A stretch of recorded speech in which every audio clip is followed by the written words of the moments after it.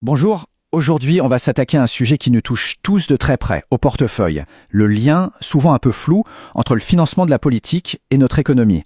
C'est une mécanique qui reste dans l'ombre, mais dont les effets, eux, sont bien réels. C'est une impression que beaucoup partagent, non? Juste après une élection importante, on a l'impression que les prix à la casse s'envolent.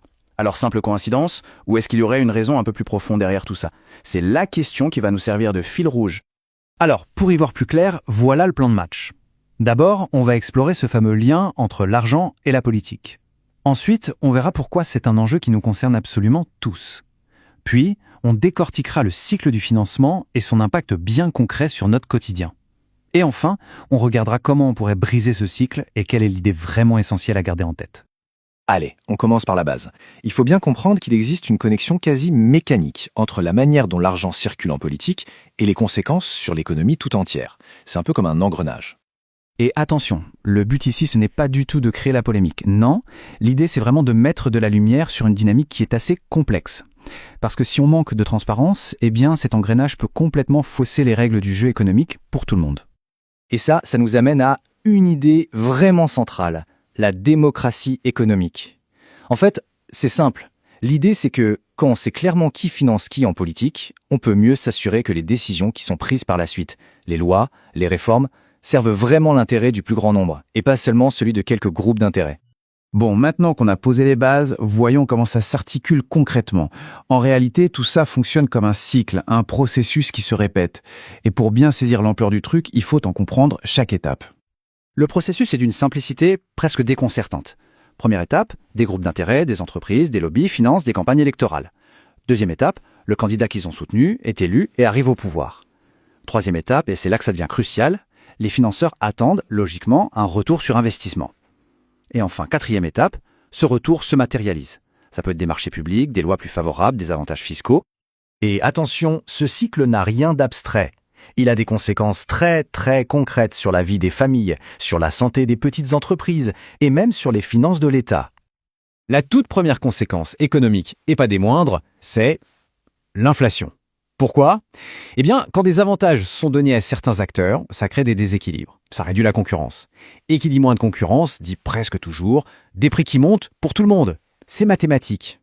Et logiquement, l'inflation, ça se traduit comment dans nos vies? Par une hausse du coût de la vie. C'est l'impact le plus direct qu'on ressent tous, le prix de l'essence, des courses, de l'énergie, tout devient plus cher. Et la troisième grande conséquence, c'est une perte d'équité. Le système devient biaisé en quelque sorte, les règles ne sont plus les mêmes pour tout le monde. Les entreprises qui jouent le jeu sans financer de campagne se retrouvent désavantagées. La compétition n'est plus saine. Bon, le constat est un peu rude, c'est vrai. Mais la vraie question c'est, est-ce qu'on est condamné à subir ça? La bonne nouvelle, c'est que non. Il existait des pistes, des leviers pour changer cette dynamique et construire un système plus juste. Et tout par-delà, la solution fondamentale, elle est contenue dans cette phrase.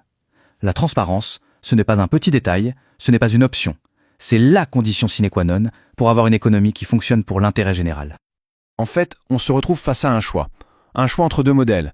D'un côté, ce qu'on pourrait appeler l'économie de survie, qui vit au rythme des élections, avec de l'instabilité et des avantages pour une minorité.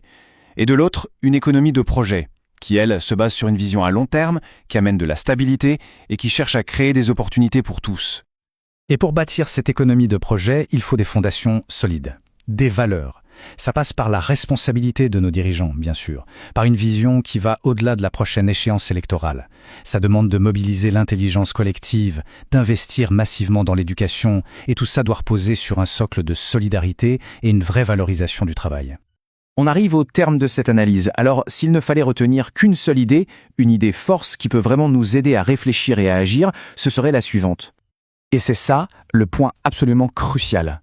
Pour sortir de ces cycles qui nous tirent vers le bas, il ne suffit pas de changer une loi ou un règlement. Il faut d'abord collectivement se mettre d'accord sur où on veut aller. La technique, les lois, tout ça, ça suit la vision. Jamais l'inverse. On termine donc sur cette question qui est en fait une invitation, une question ouverte adressée à chacun d'entre nous. Parce que c'est seulement en y répondant tous ensemble qu'on pourra espérer construire une économie et une société plus justes et plus durables.